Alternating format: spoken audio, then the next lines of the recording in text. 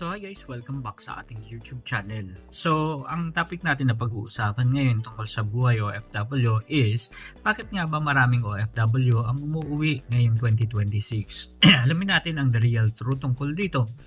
And another thing is buhay OFW, paano nga ba makasurvive sa krisis at makauwi ng may ipon? And isa pa, repatriation o integration. Ano ba ang mas pipiliin mo mga katropa? Considering na napakaraming mga nangyayari ngayon and mga challenges sa iba't ibang panig ng mundo. Ito na mga katropa, akala ng marami pag OFW ka, dolyar o dirham at laging sagot sa problema. Pero ngayong April 2026, isang pinakamalaki, pinakamabigat na tanong na kinakaharap ng libo-libo nating mga kababayan sa Middle East ay hindi magkano ang sweldo, kundi ligtas pa ba ako? Okay mga katropa, sa bidyong ito, pag-uusapan natin ang hot topic ngayon, ang malawakang repatriation na ginagawa ng gobyerno, which is ang panganib din sa dagat. At kung bakit ang pag-uwi sa Pilipinas ay hindi failure kundi isang bagong simula. Eto na, panoorin hanggang sa dulo dahil may tips tayo kung paano makakakuha ng 5 million pesos loan para sa business mo pag-uwi mo ng Pinas. Eto na mga katropa. Mainit na balita sa repatriation noong April 13, lumapag ang ikasyam na chartered flight sa Villamor Air Base. Ayan. Bakit? Dahil sa tensyon sa Middle East. Alam niyo ba na pati ang mga seafarers ay apektado mga katropa? 4 na kabayan natin ang nasa gitna ng gulo sa Strait of Hormuz sa kasalukuyan. Ibig sabihin, napakarami nating mga OFW maging sima na naiipit yung mga barko na mga tanker na barko na nagsusupply ng langis sa iba't ibang panig ng mundo. Ito na mga katropa. Hindi lang ito basta uwi, ito ay usapin ng buhay. Pero ang tanong ng marami, paano na ang pamilya ko pag uwi ng Pinas? Ito na. Sabi ng mga eksperto, posibleng bumaba ang remittances ng mahigit 167 billion pesos. O baka mahigit pa mga katropa. Kung magtuloy-tuloy ito, talagang napakaraming maapektuhan ng mga OFW and maging pamilya nila. At kapag nangyari yan, maapektuhan rin ang ekonomiya ng Pilipinas mga katropa.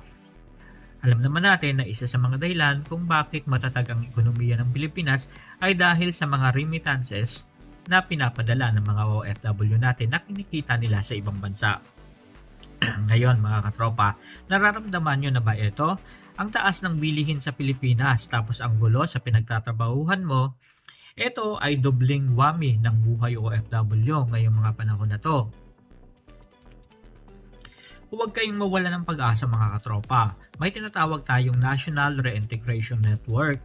Kung ikaw ay teacher na OFW, ang TEPED ay may priority hiring. Ito yung tinatawag na SPIMS. So, ibig sabihin, maaari kang mag-apply and bilang teacher and maaari ka ikaw ang magiging top priority sa SPIMS program ng DMW at saka ng DepEd. So, ibig sabihin, hindi ka nadadaan sa mas mabusising proseso ng ranking.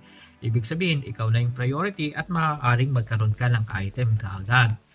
Ngayon mga katropa, kung gusto mo naman magnegosyo, ang DTI ay nag-aalok ng loan na aabot ng pwede posible hanggang 5 million pesos depende sa pangangailangan at sa negosyong itatayo mo mga katropa.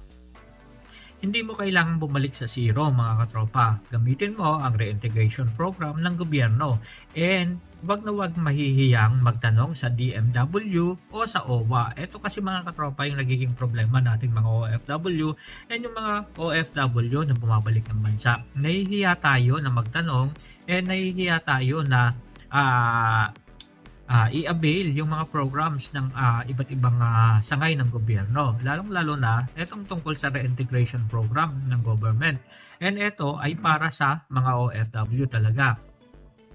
Sa mga kababayan natin na nag-aalinlangan umuwi, ang pag-uwi ay hindi pagsuko. Minsan, kailangan nating umatras para kumuha ng buwelo. Mas mahalaga ang buhay mo kaysa sa kahit na anong halaga ng pera na kikitain mo sa ibang bansa. Ang diskarte ng Pinoy ay hindi nauubos. Kung nakayanan mo nga mag-survive sa ibang bansa, syempre mas kakayanin mong mag-survive dito sa Pilipinas mga katropa. Kaya mga kabayan, ano ang plano ninyo? Uuwi na ba o lalaban pa? I-comment nyo naman ang inyong saloobin sa baba. And huwag na huwag kalimutang i-like and i-share ang video na to para makarating sa ibang nating mga kasama abroad na nangangailangan ng informasyon. Mag-subscribe na rin para laging updated sa buhay OFW. Ingat po kayo lagi and God bless you.